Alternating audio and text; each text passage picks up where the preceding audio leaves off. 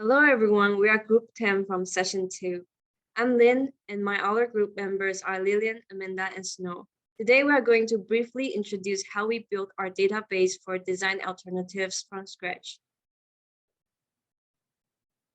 This is our agenda for today. We will first introduce our client and the business problem that they are facing. As the next step, how the conceptual data modeling and normalization were done.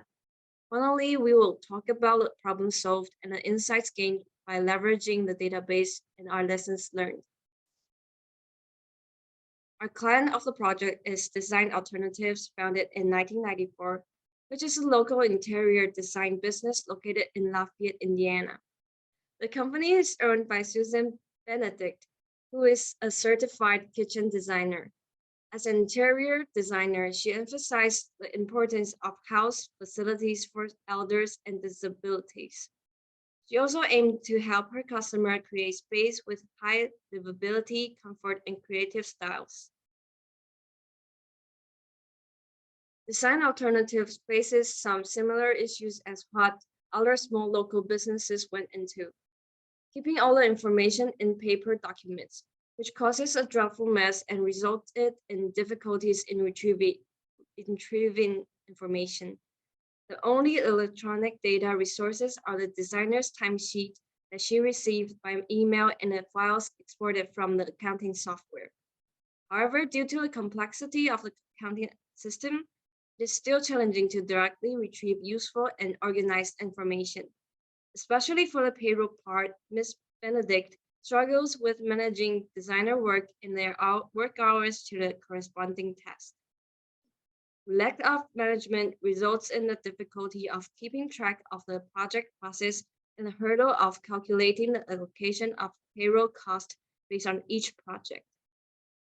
Furthermore, Ms. Benedict currently has to calculate the payroll of the designers manually, summing up the hourly wage to every single time slot on the timesheet from different designers, and then sum it up to import into the accounting system for further payments. In the post-COVID days, Ms. Benedict also realized that people are less willing to pay for prettying their house interior. Therefore, she would like to be given some suggestions about how to retain previous customers and also how to keep track of both the labor and operating expenses. By building up a database, the payroll process in Mrs. Benedict's business could be improved apparently in several aspects. Firstly, calculations could be automatically made in the database, reducing the possibility of misstatement due to manual processing. Furthermore, leveraging the power of the database, Ms. Benedict could easily make queries to group data in different ways to follow up on either designer's work hour or project processes at any point of time. Moreover, information could be stored in an organized way and easily retrieved to make additional decisions, such as budgeting the cost of future projects based on historical data and how much time the resources should be devoted in certain cases. Collecting valuable information about the vendors and the customers and tracking operating expenses and labor performance. I'll then pass it to Snow to talk more about our conceptual data modeling. For the conceptual data modeling part, let's first take a look at our ER diagram. This is the whole structure of our ER diagram. We have 5 independent entities: project, designer, timesheet, checks, and vendor. Our overall database design has 2 themes: payment management and project management. For the payment part, all the checks are paid to the designers or the vendors, but the payments to the designers are calculated from timesheet records, differentiating this attribute from the payment to the vendors. So we derived 2 subtypes, vendor check and designer check, from the checks entity. And for the project part, since the relationship between project and designer is a many-to-many relationship, we created an associative entity between these 2 entities. The project entity is kind of like our biggest challenge. It came from an Excel file called tasks, which was kind of messy, difficult to organize and retrieve information. The tasks file has multiple values, composite values, and other redundancy issues. So we conducted the normalization process to this file before importing data to our SQL system. As we can see from the table, the customer and task information squeezed in one column, and different combinations of customers and tasks produce different rows, making contact information duplicated. And another problem is that there are two people in this customer group. We may assume Susan and Jim are wife and husband, so they left just one address and phone number to our client. But what if Susan comes again next time and creates another task with her mother and left her mother's contact information? Our normalization starts from splitting the customer and task, treat every customer group as a project, and assigning them with a unique project ID. And then we continually decompose the customer groups and deal with the functional dependency issues. So after normalization, the original task table now becomes three relations. The project relation stores project ID, address, and the phone number, which are essential information for an interior design company. And project customer and project task relations were created to keep tracks of specific relations and could be used for further information retrieval. Next, my team is gonna go into details on how our database can help our clients' business.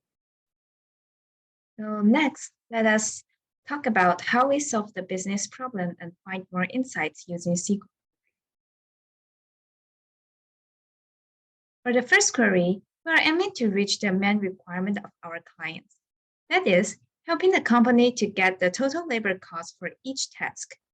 Here, we use the task for the timesheet and multiply it by the hourly wage from the designer entity to get the result. It can save a lot of time from the company compared to calculating the cost manually. The second thing the client wants to know is which employees have the highest monthly payment in each role to better control their budget. We again utilize the designer data and the timesheet data together.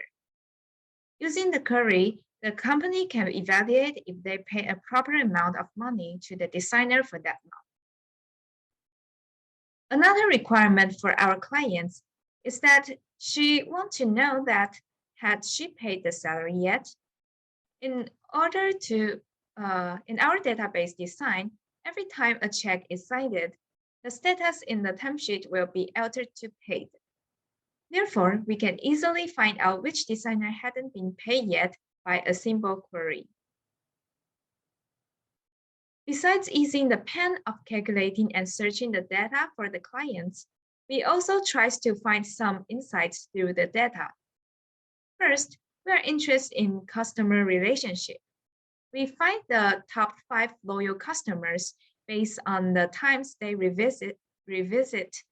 Here, we can see that the most loyal customer has accepted the service for 7 times, which is a high number for a small designing company like this. So maintaining a good relationship with these customers will be a huge benefit for the design alternative. Besides the loyalty of customers, where the customers come from is as well interesting. Since the company only had the clients live in Lafayette when the company was founded, it is a good index to see whether the market has grown for the company. Here, we can see that there is only 0.55 local project ratio, which means that the location for the customers is much broader. The company can change their marketing strategy accordingly. We also want to know the relationship between companies and vendors. We can find these companies based on the frequency they trade, as well as the total amount involved. Here, we pick the top 7 vendors that design alternatives keep cooperating with. The first one is Frank Anderson. With this data, the company can try to negotiate with them to get some discount for a long-term cooperation. Okay. Next, Lillian will talk about the query about the project and checks. After understanding the customer and vendor, we can conduct more advanced analysis about the specific project. So we map timesheet and designer table together based on the unique project ID. It helps our client to get the time and labor cost and then can redecide the overall allocation of the project. Once she specifies this project ID that she wants to check, all the information will show up immediately. And in addition, we also want to know more about the project status because it relates to the customer satisfaction closely and is important to customer relationship management. For example, we can calculate the time spent for each project in day units, why the close date is so late, or why it needs so many designers to work on. Does it make sense to do so based on the scale of the project? The result of these queries can check these indicators and improve customer experience. Another thing we want to do is from check-wise. Our client writes checks to her designers for monthly payment, and we can help her to calculate how much she needs to pay and also insert this information into checks table where she can easily keep track of all the historical payments. In this way, we update the new salary record into designer table and checks table at the same time.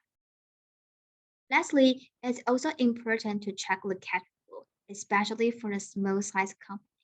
We calculate the total amount of outstanding check, giving the owner a clear idea about the correct amount. Then she can monitor these checks and take some actions if needed. That's all about our queries and the business problem solved. Let's move on to our lessons learned. First, we think business problems should be identified clearly before proceeding any database model, because the main objective is to solve our clients' problem and meet their requirements. Second, regular updates and discussion with client is needed. This can make sure that we are on the right way and not losing any focus. The third one is our queries should be business related, because calculation or attribute selection without any insights are just not necessary. And the last one is we use a few simple lines of code to tell database what we want, which can lead to valuable results and even contribute actionable insights. So SQL is super powerful in a real business scenario. Thank you, that's all for our presentation, and we are open to any questions now.